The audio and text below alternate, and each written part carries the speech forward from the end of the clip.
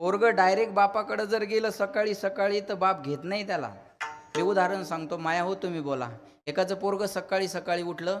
आता सकाळी सकाळी पोरं एकदम सुंदर दिसतात, बरोबर ना. गंगा यमुना घाणीन भरलेलं, माशा लागायलेल्या, एकदम घाणीरडं पोरग अंगणात बसलेले बघ.